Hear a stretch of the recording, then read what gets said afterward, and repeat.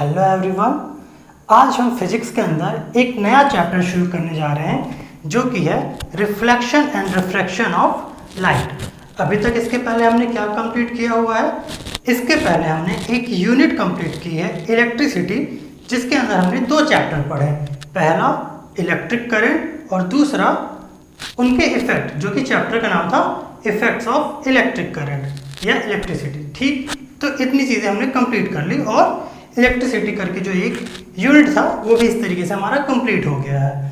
अब हम एक नया यूनिट शुरू करने जा रहे हैं जिसके अंदर हमें लाइट्स के बारे में सारी चीज़ें पढ़नी होंगी। कैसे ये उन चीज़ों से अलग है? बिल्कुल अलग है।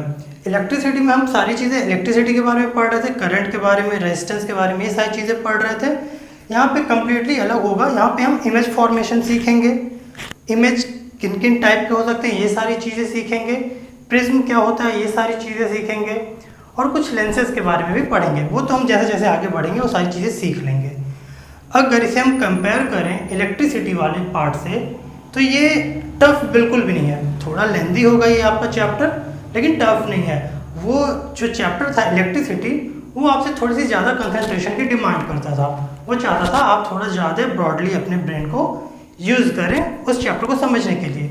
यहाँ पे आप जस्ट वीडियोस देखेंगे, आपको सारा कुछ क्लियर हो जाएगा। आप बुक से भी पढ़ेंगे, आपको बहुत इजीली समझ में आ जाएगा। ये उतना टफ है नहीं, बस ध्यान के रखना है, थोड़ा सा लेंदी चैप्टर है।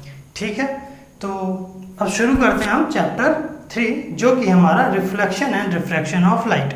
इसके पहले कि हम रिफ्लेक्शन एंड रिफ्रैक्शन के बारे में जानें, कुछ की पॉइंट्स हैं जो लाइट के बारे में हमें जानना ज़रूरी है, वो पहले हम देख लेते हैं। ठीक है, फिर उसके बाद हम प्रॉपर शुरू करते हैं कि इस चैप्टर में हमें सीखना क्या है बेसिकली। ठीक, तो जैसा कि इसमें हम लाइट के बारे में पढ़ने जा रहे हैं तो हम पहले जान लेते हैं कि लाइट होता क्या है, कुछ उसकी प्रॉपर्टीज़ हैं, वो सारी चीज़ें देख लेते हैं। उसके बाद हमें ज़्यादा क्लियर होगा आइडिया जब हम रिफ्लेक्शन एंड रिफ्रैक्शन ये सारी चीज़ें पढ़ रहे होंगे। तो पहला पॉइंट इसमें हमने क्या लिखा हुआ है कि light is the form of energy. क्या कह रहे हैं? ये जो लाइट है ये किसी तरीके की एनर्जी की फॉर्म है। इसका क्या यूज़ होता है? जैसे कोई एनर्जी है, हमने कोई एनर्जी अगर कहीं पे देखी है तो उसका कोई ना कोई यूज़ है। जैसे थर्मल एनर्जी है तो हम उसका यूज़ अलग अलग जगहों पे कर लेते हैं। तो इसी तरीके से अगर ये लाइट को हम एनर्जी की तरह ट्रीट कर रहे हैं तो इसका कुछ यूज़ होना चाहिए। तो यूज़ है। यूज़ क्या है?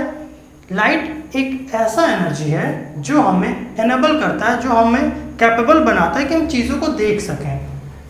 जैसे अगर आप ये बोर्ड देख पा रहे हैं, इन पे लिखी ये सारी चीज़ें देख पा रहे हैं, कुछ भी XYZ कोई भी चीज़ें आप देख पा रहे हैं, तो उसमें लाइट का एक बहुत बड़ा रोल है कि आप उन चीज़ों को देख पा रहे हैं जैसे कि वो आपको दिख रहे हैं। ठीक, तो पहला पॉइंट तो हमने ये समझ लिया कि ये एनर्जी है।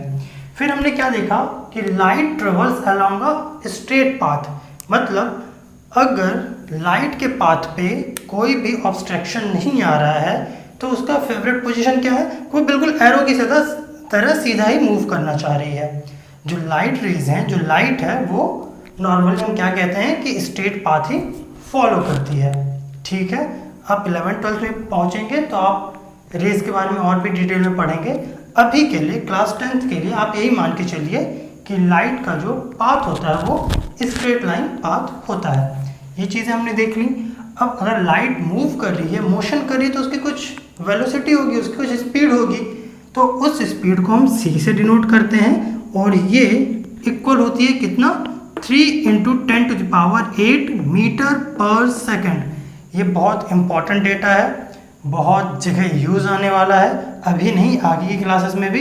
तो ये बहुत ज़रूरी हो जाता है कि आप इसे बिल्कुल दिमाग में रखें। कभी भी अगर कोई भी आपसे पूछता है कि लाइट की स्पीड क्या होती है तो आपको ऐसा पता हो जाएगा कि 3 × 10⁸ मीटर पर सेकेंड। ठीक है, ये सारी चीज़ें आपको क्लियर होनी चाहिए। तो ये एक बहुत इम्पॉर्टेंट फैक्ट है जो आपको हर वक्त पता होना चाहिए। क्या? कि स्पीड ऑफ लाइट क्या होती है। सी से डिनोट करते हैं, होती कितनी है? 3 × 10⁸ मीटर पर सेकेंड। ठीक है, अगला पॉइंट आगे हम क्या देख रहे हैं? A ray of light is a path followed by the light energy in transparent medium.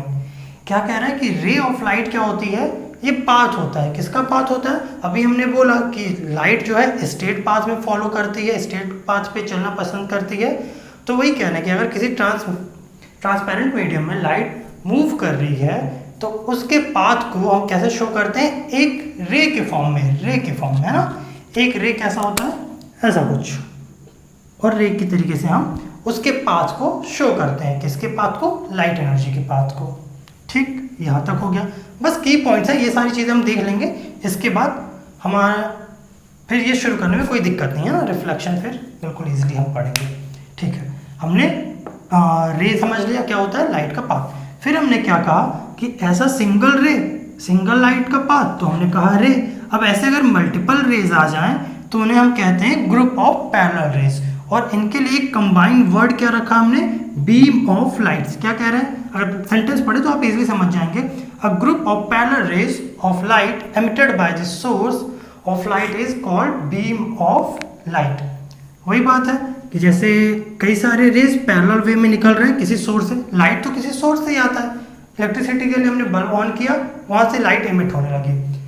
सुबह हमने सन देखा, वहां से भी लाइट्स एमिट होती हैं। तो वही कह रहा है, किसी सोर्स से जो रेज हैं अगर वो पैरेलल वेज में उनको हम शो करते हैं तो नहीं हम कहते हैं बीम ऑफ लाइट। यहाँ तक सारी बेसिक बातें थी। एक इंपॉर्टेंट पॉइंट है, ये आपको ध्यान रखना चाहिए। हम क्या कह रहे हैं, the phenomena of bending of light around the corner of the opaque surface और ओपेक मीडियम और opaque object is known as diffraction of light. क्या कह रहे हैं कि bending of light around the corner of opaque medium. Opaque medium क्या होता है, ऐसे मीडियम, ऐसे सरफेसेस, ऐसे ऑब्जेक्ट जिनके थ्रू लाइट रेज पास नहीं कर पाते हैं। ठीक, जैसे एग्जांपल कई सारे हैं, वुड है, स्टोन है, ह्यूमन बॉडी है, ऐसी हर चीज़ जिसकी इमेज हमें बनती दिख जाए। जैसे अगर हम कभी देखें, अगर हाथ की कहीं पे हमारी इमेज फॉर्म हो रही है पीछे, तो हमें देखने को मिलेगा कि अगर कोशिश करते हैं, ड्राइंग इतनी अच्छी नहीं है पर समझने की कोशिश करते हैं तो अपन समझ लेंगे। ये मान लेते हैं, अरे रे ऐसा कोई हैंड है, बहुत गंदा हैंड है, ऐसा कोई हैंड है। अगर इसकी इमेज हम यहाँ से टॉर्च जलाएं तो यहाँ जो इमेज बनेगी तो हमें क्या देखने को मिलेगा, इसकी इमेज बिल्कुल शार्प सॉलिड इमेज हमें नहीं देखने को मिलती। ये पोर्शन जो सारा शार्प सॉलिड रहता है, ठीक, ये सारा पोर्शन तो शार्प हमें देखने को मिलता है, लेकिन किंतु परंतु हमें इसके एजेस पे हल्के हल्के फिजीनेस देखने को मिलते हैं ना, बिल्कुल एक सॉफ्ट लाइन सी देखने को मिलती है। बिल्कुल जहाँ पे इमेज खत्म हो रही है वहाँ पे एक बिल्कुल सॉफ्ट इमेज देखने को मिलती है। वो क्यों हो रहा है, क्योंकि वहाँ पे लाइट रेज जो है एक प्रॉपर पाथ फॉलो नहीं कर पा रही। हाथ से हमारे लाइट रेज टकराई तो यहाँ से तो बिल्कुल लाइट रेज पास नहीं हो पाई, लेकिन जब लाइट रेज यहाँ पे से गुजर रही थी तो यहाँ पे टकराने के बाद बेंड हो गई, यहाँ पे टकराई बेंड हो गई, यहाँ टकराई बेंड हो गई। तो इस वजह से यहाँ पे इनके जो शार्प कॉर्नर्स हैं वो शार्प ना बन के थोड़े से फिजी टाइप के बनते हैं और हमें कुछ ऐसा देखने को मिलता है। और इसी फिनोमेना को हम कह रहे हैं, ये जो लाइट बेंड हो रही है किसी ओपेक ऑब्जेक्ट की वजह से, उसे ही हम कह रहे हैं डिफ्रैक्शन ऑफ लाइट। इतनी सारी बेसिक बातें थी जो हमें उम्मीद है कि आप समझ गए होंगे, क्योंकि ज़्यादा कुछ इसमें था नहीं समझने को। जस्ट चैप्टर स्टार्ट कर रहे हैं तो ज़रूरी हो जाता है कि थोड़ी सी बेसिक बातें हम लाइट के बारे में कर लें। इतनी ही बातें थी जो हमारे लिए ज़रूरी थी। अब हम बिल्कुल अपने मेन टॉपिक जो कि रिफ्लेक्शन है वहाँ पे पहुँच सकते हैं। ठीक है, तो मेन टॉपिक शुरू करते हैं। आप चाहें तो इसका स्क्रीनशॉट ले लें।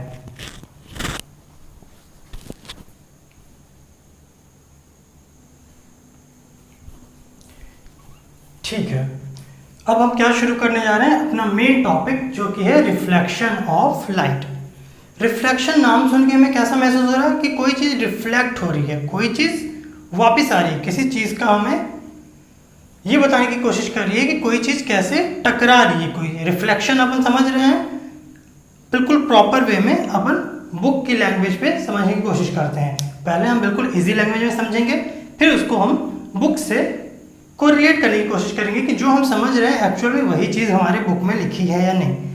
अगर नॉर्मल लैंग्वेज में हम समझने की कोशिश करें कि रिफ्लेक्शन क्या होता है, तो रिफ्लेक्शन कुछ नहीं, बस कोई एक सरफेस है जहाँ पे कोई चीज़ आ रही है, सरफेस पे स्ट्राइक कर रही है, टकरा रही है और वापस उसी डायरेक्शन में रिटर्न हो जा रही है। ठीक, बस अगर ये प्रोसेस समझ रहे हैं तो रिफ्लेक्शन में ऐसा ही कुछ है। रिफ्लेक्शन आप कैसे समझ सकते हैं? हम खाली बैठे बैठे कई बार क्या करते हैं, मान लेते हैं हमारे पास कोई बॉल है तो हम क्या करते हैं, ऐसे दीवार पे ऐसे मारते हैं, कैच करते हैं, मारते हैं, कैच करते हैं। तो बॉल हो क्या रही है, दीवार पे स्ट्राइक कर रही है और वापस रिटर्न आ रही है हमारे पास। जैसा हमने बॉल को उधर भेजा दीवार की तरफ, वो टकरा के वापस हमारी तरफ आती है। तो ये भी कुछ नहीं, रिफ्लेक्शन का ही एक टाइप है। लेकिन यहाँ पे अगर हम क्या पढ़ रहे हैं, लाइट के बारे में, तो सारी चीज़ें हमें रिलेट करनी पड़ेंगी लाइट से।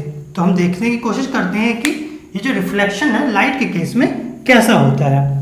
ठीक है, तो अपन बिल्कुल ध्यान से समझेंगे, कुछ स्टफ नहीं है, बहुत इजी सा है, अपन बस देखेंगे सारा कुछ आ जाएगा।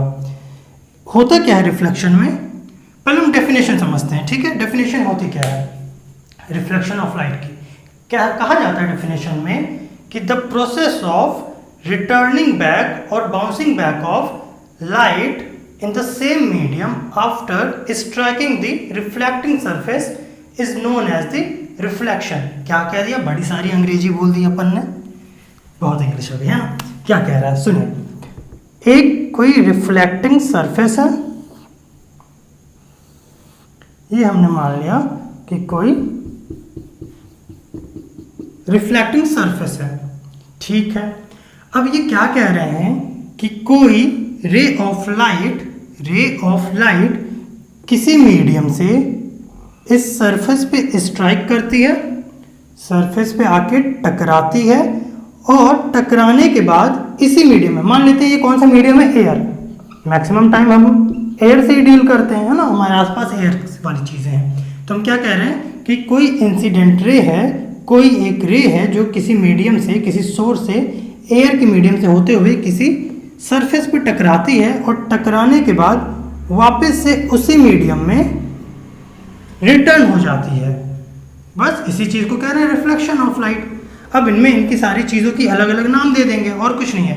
प्रोसेस जो समझना था, प्रोसेस इतना ही है कि किसी मीडियम से कोई रे आई, किसी सरफेस पे टकराई और टकराने के बाद उसी मीडियम में एयर से आई थी, एयर में चली गई, उसी मीडियम में बाउंस बैक हो गई या रिटर्न हो गई। इसी प्रोसेस को कह रहे हैं रिफ्लेक्शन। अब इसे हमें फिजिक्स में यूज करना था, तो इसके लिए जस्ट ये तो डेफिनेशन हो गई। तो इसको जो हमने ऑब्जर्व किया तो कुछ चीज़ें हमारे सामने निकल के रहे, तो वो सारी चीज़ें हम ऑब्जर्व करने वाले हैं। ठीक, तो इसके लिए इसको कुछ नाम दिया गया। ये जो रेज है इनको कुछ नाम दिया गया। ये क्या है, रे किनको कह रहे थे, किसी लाइट के पाथ को जो लाइन शो करे। ये लाइन क्या शो कर रही है, किसी इंसिडेंट रे को, किसी इंसिडेंट लाइट को जो उसका पाथ उसने फॉलो किया उस पाथ को शो कर रही है, उसे ही हम रे कह रहे हैं। ठीक, ये बात तो जान चुके हैं कि एयर से आ रहा था, कोई सा भी एक मीडियम ले सकते थे यहाँ पे, लेकिन कंडीशन क्या बोली हमने कि जिस मीडियम से रे आ रही थी टकराने के बाद वापस से उसी मीडियम में चली गई।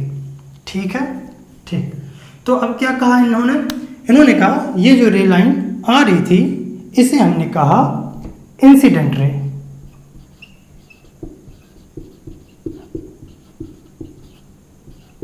Of light. ठीक, इंसिडेंट रे ऑफ लाइट, और ये रिटर्न हो गई, इसे हम बोल देते हैं रिफ्लेक्टेड।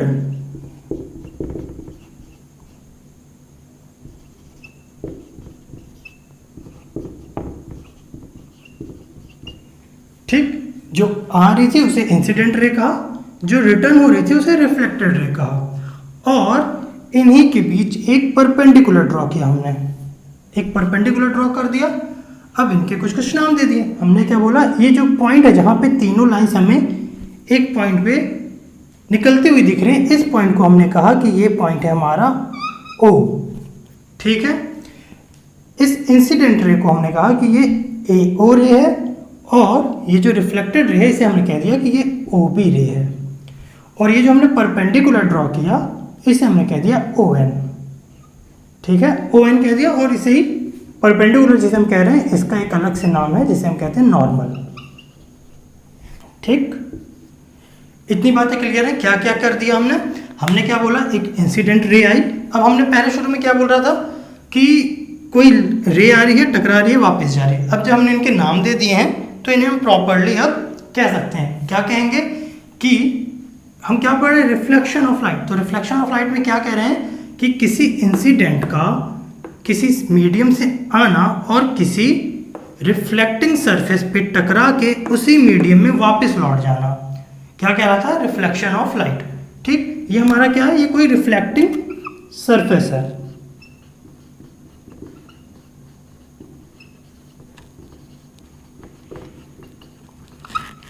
या कहीं कहीं आपको ये रिफ्लेक्टर लिखा हुआ भी मिल जाएगा। ठीक है, कुछ टफ नहीं था, सारा कुछ इजी है।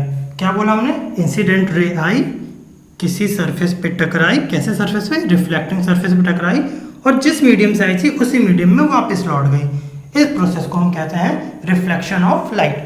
फिर हमने क्या किया, इनका नाम दे दिया कि इंसिडेंट रे है, ये रिफ्लेक्टेड रे है, और इनके बीचों बीच एक नॉर्मल ड्रॉ किया, एक परपेंडिकुलर ड्रॉ किया जिसे हमने नॉर्मल कहा। ठीक, क्यों इसकी जरूरत पड़ी, समझ रहे हैं। अब हम क्या करने जा रहे हैं, एक चीज देखने वाले हैं। क्या हमने कहा, ये जो लाइन है ए ओ और ये नॉर्मल ओ एन, इसके बीच में एक ये एंगल देखने को मिल रहा है हमें, क्या कह सकते हैं, एंगल ए ओ एन या एंगल एन ओ ए, कुछ भी आप कहना चाहें कह सकते हैं। ठीक, ये एक एंगल देखने को मिल रहा, ये एंगल किनके बीच फॉर्म हो रहा है, इंसिडेंट रे और नॉर्मल के बीच। तो इंसिडेंट का हमने इनिशियल उठाया, इनिशियल किया आई, और हमने कहा इस एंगल को हम कह रहे हैं आई। ठीक है, इसी तरीके से एंगल एन ओ बी या एंगल बी ओ एन भी देख सकते हैं, यहाँ पे हमें देखने को मिल रहा है। जिस तरीके से इसके इनिशियल से हमने इसे एंगल आई कहा, उसी तरीके से इसे हम एंगल आर कह सकते हैं। तो यहाँ पे एंगल आई का एक स्पेशल नाम है जिसे हम कहते हैं एंगल ऑफ इंसिडेंट। ठीक, और एंगल ऑफ रिफ्लेक्शन। कह रहे हैं नॉर्मल से इंसिडेंट रे जो एंगल फॉर्म करेगी, क्या कह रहे हैं, नॉर्मल से इंसिडेंट रे जो एंगल फॉर्म करेगी उसे ही हम कह रहे हैं कि इंसिडेंट एंगल। और नॉर्मल से रिफ्लेक्टेड रे जो एंगल फॉर्म करेगी, नॉर्मल से रिफ्लेक्टेड रे जो एंगल फॉर्म कर रही है उसे हम कह रहे हैं रिफ्लेक्टेड एंगल या रिफ्लेक्टिंग एंगल। ठीक, तो अलग से हमने इसका नाम दे दिया। अब ये सारी चीज़ें थी जिसमें हमने समझ ली कि रिफ्लेक्शन ऑफ लाइट क्या होता है। अब इसके कुछ लॉज हैं वो हम देखने वाले हैं। लॉज क्या हैं, बस इन्हीं एंगल को लेके कुछ लॉज हैं, इन्हीं लाइंस को लेके कुछ लॉज हैं। बहुत ईजी है, बस आप सुनेंगे एक बार और आपको सारा कुछ क्लियर हो जाएगा। यहाँ तक रिफ्लेक्शन हमने समझ लिया। रिफ्लेक्शन क्या, इंसिडेंट रे का आना, किसी सरफेस पर टकराना, टकरा के उसी मीडियम में, कीवर्ड क्या है यहाँ पे, उसी मीडियम में, है ना, उसी मीडियम में बाउंस बैक होना या रिटर्न होना रिफ्लेक्शन ऑफ लाइट कहलाता है। फिर इसके अंदर हमने क्या चीज़ें करी, इस रे को पर्टिकुलर एक नाम दिया, इस रे को एक पर्टिकुलर नाम दिया, और दोनों के बीचों बीच एक परपेंडिकुलर ड्रॉ किया और उसे हमने कहा कि वो नॉर्मल है। और एंगल आई, एंगल आर, ये सारी चीज़ें देख ली हमने। ठीक है, अब आगे हम देखते हैं कि वो जो लॉ की बातें हम कर रहे हैं वो क्या है, कि लॉ ऑफ रिफ्लेक्शन हमें पढ़ने को मिलता है, वो लॉ ऑफ रिफ्लेक्शन है क्या। ठीक, इंसिडेंट रे, ये सारी चीज़ें हमें क्लियर हो गई, एंगल सारा क्लियर हो गया। अब हम क्या देखने वाले हैं, लॉ ऑफ रिफ्लेक्शन।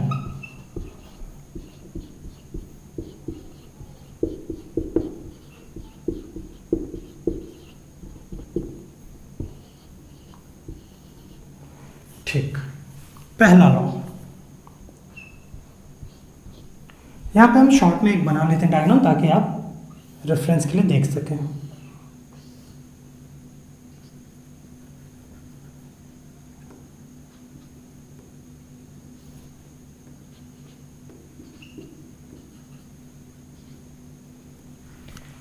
सारा कुछ क्लियर है। ये हमारा एक रिफ्लेक्टिंग सरफेस है, ये इंसिडेंट रे है, ये रिफ्लेक्टेड रे है, ये इंसिडेंट एंगल आई है और ये रिफ्लेक्टेड एंगल स्मॉल आर है, और ये हमारा नॉर्मल या परपेंडिकुलर ओ एन है।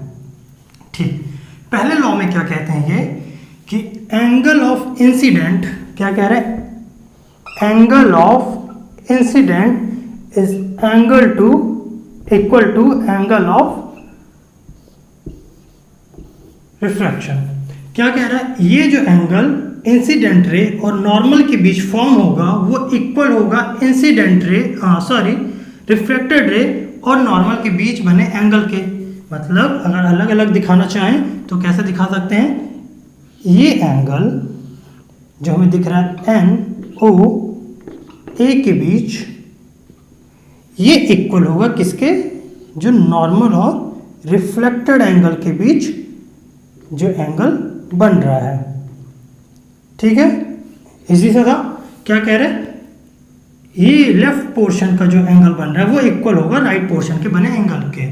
होना भी चाहिए, क्यों, क्योंकि हमने ये जो नॉर्मल है इसके बीचों बीच ड्रॉ किया है। यहाँ पे हो सकता है ये दोनों इक्वल ना दिख रहे हों, लेकिन हम समझ रहे हैं, तो समझने के लिए ये बात बिल्कुल आप मान लीजिए कि जो ये एंगल दिख रहा है ए ओ एन, ये इक्वल होगा एंगल एन ओ बी के।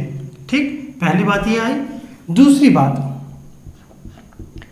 बात इन्होंने क्या कही कि incident ray, reflected ray and normal, ये तीनों एक ही प्लेन पे, एक ही पॉइंट पे एस्टेब्लिश होंगे। ठीक है, क्या कह रहे हैं कि इंसिडेंट रे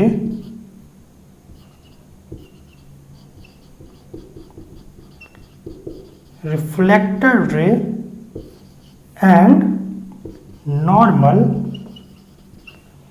ये तीनों ही सेम प्लेन पर एंड सेम पॉइंट पर लाई करेंगे। ठीक है, they lies on the same plane and same point. दिख भी रहा हमें, प्लेन किसे कह रहे हैं, ये जो रिफ्लेक्टेड सरफेस था हमारा, ऐसा जो ऐसा रखा हुआ है, सरफेस तो ऐसा होगा, हम देख ऐसा रहे हैं। ठीक, तो ये इसे ही हम प्लेन कह रहे हैं। ठीक, इसे ही प्लेन कह रहे हैं। और एक ही पॉइंट पे कहने का मतलब कि अगर इस पॉइंट पे नॉर्मल है तो इसी पॉइंट पे इंसिडेंट रे है और इसी पॉइंट पे रिफ्लेक्टेड रे है जो हमें दिख रहा है। यही बातें हैं, यही दो बातें थी जो आपको बिल्कुल ध्यान रखनी थी। किसके रिगार्डिंग, लॉ ऑफ रिफ्लेक्शन के। रिफ्लेक्शन देख लिया हमने और इसका लॉ भी देख लिया। ठीक, बस यही दो चीज़ें थी। इंपॉर्टेंट टर्मिनोलॉजी होती है कुछ, उन टर्मिनोलॉजी में अपन क्या देखते हैं एक बार बता देते हैं आपको। जो जस्ट पढ़ा हमने वही सारी चीज़ें हैं। कुछ टर्मिनोलॉजी हैं जो कभी कभी हमसे वाइवा प्रैक्टिकल में पूछ ले जाते हैं। पहली चीज़ क्या, इंसिडेंट रे। पता है हमें इंसिडेंट रे क्या है, ये कोई ऐसी रे है जो किसी सोर्स से आती है और किसी सरफेस पे टकराती है ना। A ray falling on any surface is known as incident ray. दूसरी हमने क्या चीज देखी, रिफ्लेक्टेड रे। ये क्या चीज है, ये कोई भी रे है जो किसी सरफेस से बाउंस बैक होके किसी मीडियम में वापस जा रही है, रिटर्न हो रही है।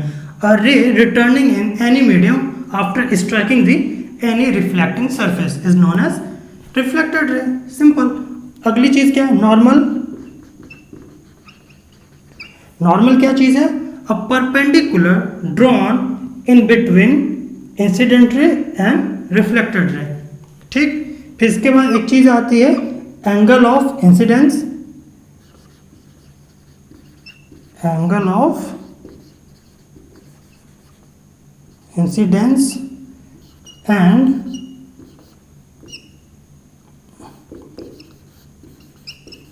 Angle of reflection. क्या कह रहे हैं, एंगल ऑफ इंसिडेंट कौन सी है, जो इंसिडेंट रे और नॉर्मल फॉर्म करे। रिफ्लेक्टेड एंगल कौन सी है, जो नॉर्मल और रिफ्लेक्टेड रे फॉर्म करे। बस इतनी चीज है। ये टर्मिनोलॉजी कभी कभी पूछ ली जाती है ना। ये सारी चीजें जो आपको हमने पहले ही बता दी हैं, तो इसमें कुछ ऐसा है नहीं जो आपको परेशान करे।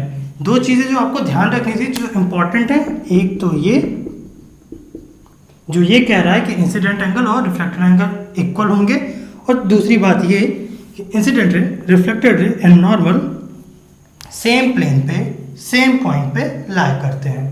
ठीक है, तो ये पॉइंट्स हैं जो आपको ध्यान रखने थे। आप चाहें तो इसका स्क्रीनशॉट लेना चाहें तो ले सकते हैं, फिर हम आगे बढ़ते हैं। ठीक है, अब अभी हमने क्या देखा कि कोई एक प्लेन सरफेस था।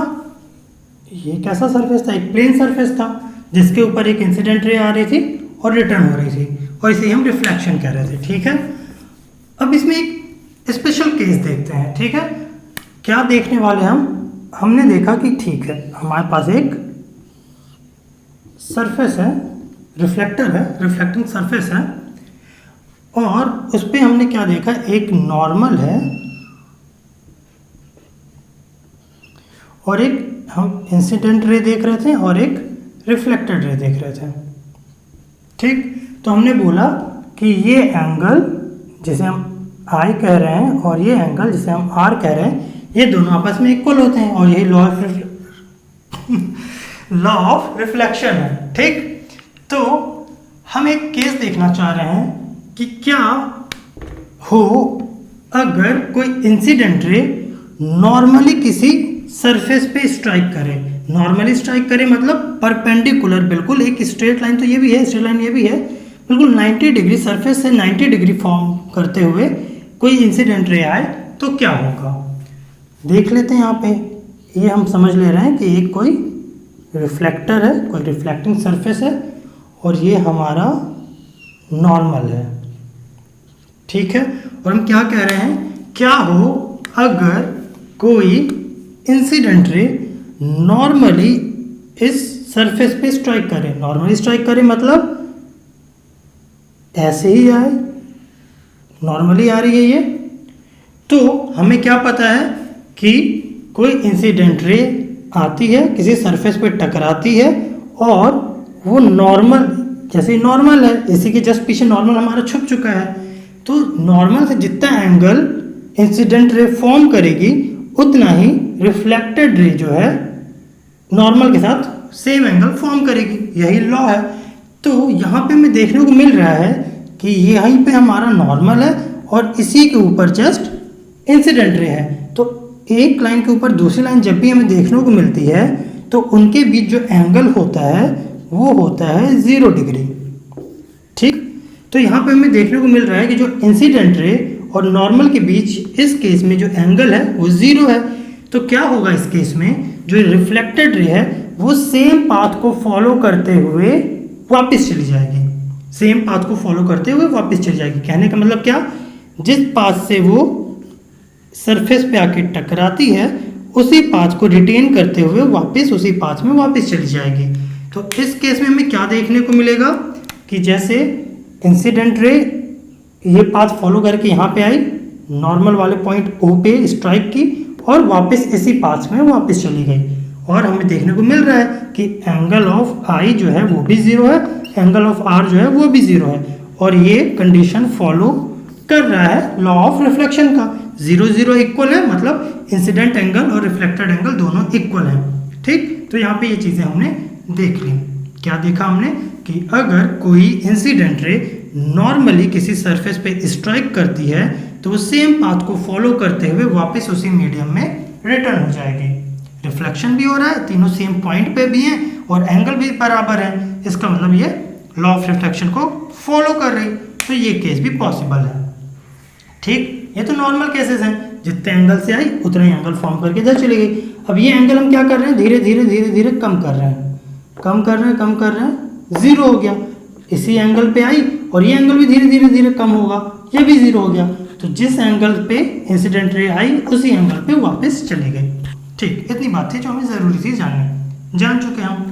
अब जैसे हम कई बार हमने एक वर्ड यूज़ किया रिफ्लेक्टर, तो एक जो बेस्ट रिफ्लेक्टर है उसे हम कहते हैं सिल्वर।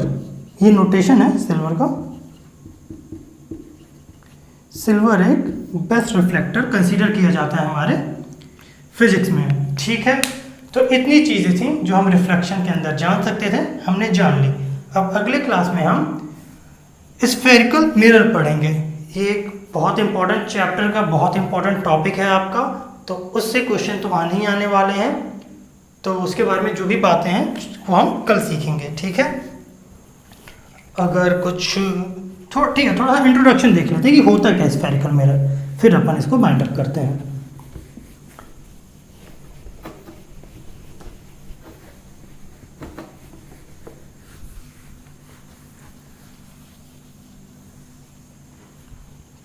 ठीक, हम क्या नाम ले रहे हैं, स्फेरिकल मिरर, मतलब एक मिरर है जो स्फेयर से कहीं ना कहीं रिलेटेड है। स्फेयर हमने देखा हुआ है, ऐसा कुछ स्फेयर होता है, एग्जैक्टली ऐसा नहीं होता लेकिन ऐसा कुछ अपन इमेजिन कर सकते हैं। तो हमने क्या किया, तलवार उठाई और इस मिरर को ऐसे, स्फेयर को ऐसे कट कर दिया। कट कर दिया तो ये यहाँ से ऐसा कट गया। फिर हमने क्या किया, इस कटे हुए पोर्शन को अलग किया। ये कटा हुआ पोर्शन हमने इधर लाया और इसी से मिरर बना लिया। अब मिरर के दो टाइप हो जाएंगे, या तो हम इधर से रिफ्लेक्टिंग सरफेस क्रिएट कर लें या हम इधर रिफ्लेक्टिंग सरफेस क्रिएट कर लें। तो ये सारी चीज़ें हैं जो हम कल सीखेंगे। यहाँ पे जस्ट हमने बताया कि स्फेरिकल मिरर आया कैसे, क्या नाम है इसका, ये सारी चीज़ें हम कल भी देखेंगे। तो ये सारी चीज़ें जो हमें आगे की क्लास में पढ़नी है, स्फेरिकल मिरर, इनसे इमेज का फॉर्मेशन, काफ़ी इंटरेस्टिंग टॉपिक है। तो आप बने रहिएगा ये सारी चीज़ें जानने के लिए, ठीक है। तो फिर कल आपके लिए हम लेके आते हैं कि आपका स्फेरिकल मिरर क्या होता है, कैसे काम करता है और बाकी की चीज़ें। तब तक आप इतनी चीज़ें रिवाइज करके रखिएगा। हमने जैसा कहा कि बहुत इजी टॉपिक है, बस आपको कंटिन्यूटी में ये सारी चीज़ें पढ़नी होंगी। आप पढ़ लेंगे, आपको आ जाएगा, ठीक है। तो आज के लिए इतना ही रखते हैं, ओके।